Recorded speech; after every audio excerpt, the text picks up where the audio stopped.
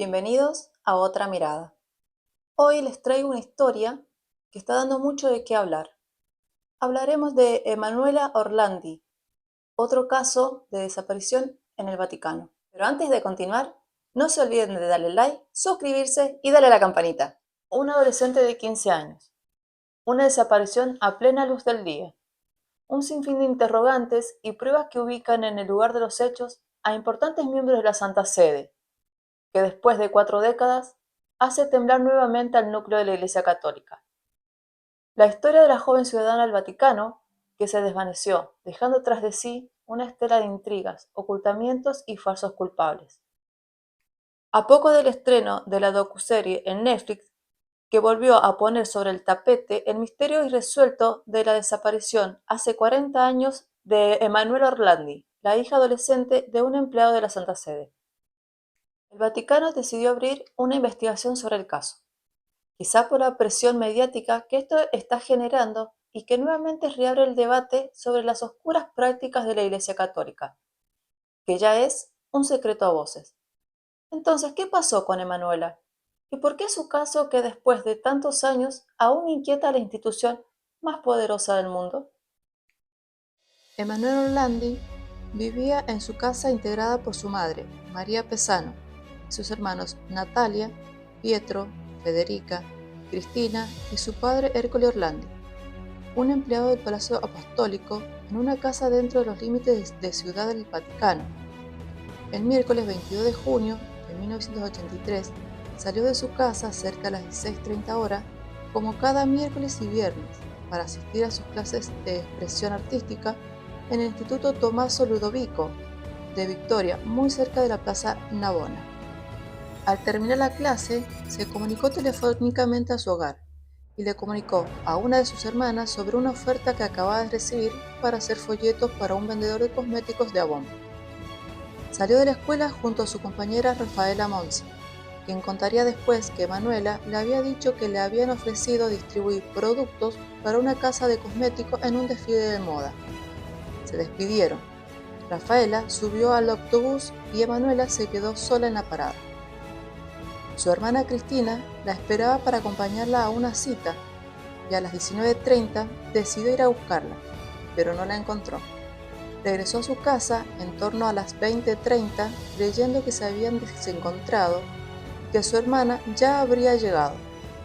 Pero Emanuela tampoco estaba allí, lo que preocupó a la familia. Tras una búsqueda por la ciudad, Ercole Orlandi, su padre, se presentó en la comisaría de Trevi para denunciar la desaparición de su hija, pero los oficiales la desestimaron porque había pasado poco tiempo, además de argumentar que se trataba de una ciudadana vaticana y no italiana. Ercole Orlandi y su hija Natalia presentaron a la mañana siguiente, jueves 23 de junio, la denuncia por desaparición en el Ispettorato Generali de Pubblica Sicurezza del Vaticano, donde indicaron que el guardia de tránsito Alfredo Zambuco y el agente de policía Bruno Bosco habían visto el día anterior en Corso del Rinascimento a una muchacha con un hombre que llevaba una bolsa publicitaria de Avon y que estaban junto a un coche BMW verde antiguo. Testimonio muy importante que ambos ratificaron posteriormente en sus declaraciones. El domingo 3 de julio, el Papa Juan Pablo II haría la primera de muchas menciones públicas a la chica desaparecida. En el Angelus surgió la posibilidad de un secuestro al señalar, dijo textual: "No pierdo la esperanza en el sentido de humanidad de los responsables de este caso". Y esto caldeó aún más la opinión pública. Juan Pablo II se encontraría 2 veces con la familia Orlandi. Los recibió el 7 de julio y los visitó el 24 de diciembre. Momento cuando le dijo a la familia que lo de Manuela es un caso de terrorismo internacional. Algunos opinan que fue una estrategia para desviar las miradas que tenían como principal sospechosa de la desaparición a la institución religiosa. El 5 de julio se registró un llamado anónimo en el Vaticano de un hombre con acento inglés, al que los investigadores llamaron el americano, quien mencionó a Pierluigi y a Mario, 2 personas que ya se habían comunicado como integrantes de su organización, y por primera vez se conoció una demanda concreta. El Papa Wojtyła debe intervenir para lograr la liberación de Ali Ghashqar, antes del 20 de julio.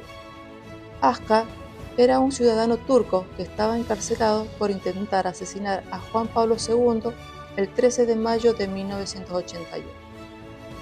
Lo extraño es que el propio Ali Aska había dicho que se negaba a ser intercambiado por Emanuela, y meses más tarde hizo acusaciones contra los supuestos captores, aunque con contradicciones. El 30 de enero de 1985, Aska escribió una carta abierta pidiendo a los secuestradores conocidos que liberen a Emanuela Orlandi sin condiciones previas. El 13 de junio de ese mismo año declaró en una audiencia por el ataque al Papa que Emanuela Orlandi era rehén de la logia masónica Propaganda Due y el 1 de julio culpó a la organización turca Lobos Grises. El testimonio de Sabrina Minardi. La familia no dejó de buscar, pero durante años no hubo más pistas. Hasta 2006, cuando Sabrina Minardi puso en escena a su ex amante Enrico De Pedis, alias Renatino, el jefe de la banda de Magliana, la mafia de Roma. Minardi aseguró en un programa de televisión que De Pedis había sido el responsable del secuestro de Emanuela y que la joven estuvo retenida en su casa hasta que fue asesinada. Su cuerpo fue arrojado a una mezcladora de cemento. La mujer añadió que el americano no era otro que el arzobispo Paul Marcinkus, algo que coincidiría con un informe de los servicios secretos italianos. El testimonio de Minardi ante la justicia italiana permitió 3 años después de la desaparición encontrar un sótano donde pudo estar secuestrada Emanuela y también el BMW en el que supuestamente se esfumó en 1983. Sin embargo, tanto De Pedis como Marcinkus habían fallecido.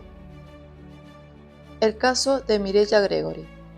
45 días antes de producirse la desaparición de Emanuela, desapareció también en la ciudad de Roma otra joven quinceañera de nombre Mirella Gregori, en similares condiciones que Orlandi.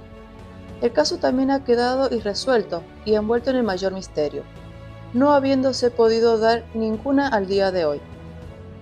Los investigadores tenían una hipótesis, que tampoco pudo ser probada, de que las desapariciones de Emanuela y Mirella podrían haber estado relacionadas con los casos de abuso sexual a niños en la Iglesia Católica en Boston entre 2001 y 2003, escándalo en el que se vio involucrado el cardenal Bernard Francis Lowne. Una serie de señalamientos anónimos llevaron a que el Vaticano autorizara la apertura de 2 tumbas del cementerio alemán para comprobar si allí se encontraba el cadáver de Emanuela, y la sorpresa fue doble. No solo no habían vestigios de los restos de la adolescente desaparecida, sino que también faltaban los huesos de las 2 princesas que supuestamente estaban enterradas en ellas. Otras pistas que no llevaban a ningún lado. Entre las iniciativas tomadas en más de 30 años para desentrañar el misterio, la justicia italiana autorizó abrir en el 2012 la tumba de Enrico De Pedis, jefe de la banda de Magliana, que aterrorizó a Roma entre 1970 y 1980, pero contenía solo el cuerpo del hombre asesinado en 1990, en un ajuste de cuentas. El caso sorprendió, ya que su tumba se encontraba nada menos que dentro de una importante basílica de la capital. A lo largo de los años, Aja ha desarrollado toda una serie de teorías conspirativas, también sobre el destino de Orlandi, entre ellas una de las que la familia sí consideró plausible, que la joven hubiera sido víctima de una red de trata de explotación sexual, en la que estarían implicados varios jerarcas vaticanos, y que podrían tener vínculos con la logia masónica Propaganda Due. Mientras tanto, el americano siguió comunicándose con la familia, llamándoles a mostrar unos audios en los que una chica, que según él era Emanuela, gritaba mientras era torturada. Poco después, el misterioso personaje desapareció, como Orlandi, sin dejar rastro. Y nuevamente, se llegaba a un callejón sin salida. Los vínculos de la mafia y el Vaticano con la desaparición de Emanuela se sustentan, no obstante, a la aparición de varios informes, vinculados con el robo de documentación conocido como Batilix. Según uno de los periodistas que destapó la trama, Emiliano Fittipaldi, Emanuela podría estar viva y oculta con otra identidad en Reino Unido. Así, Fittipaldi asegura haber tenido acceso a un documento de la Santa Sede en el que se revela que se pagaron 483 millones de liras para mantener alejada de su domicilio a la ciudadana Emanuela Orlandi, a la que habrían llevado a Londres, donde seguiría residiendo. Esta última pista nuevamente abre el debate planteado por la sociedad. Ha llevado al Papa Francisco a ordenar a su fiscal, Alessandro Didi, a reabrir el caso y así llegar a una verdad. Parte, seguiré este caso de cerca y espero que estas familias encuentren la paz en la verdad y la justicia. Si te gustó el video, te invito a que te suscribas, les des like, que con eso me ayudas un montón. Nos vemos la próxima.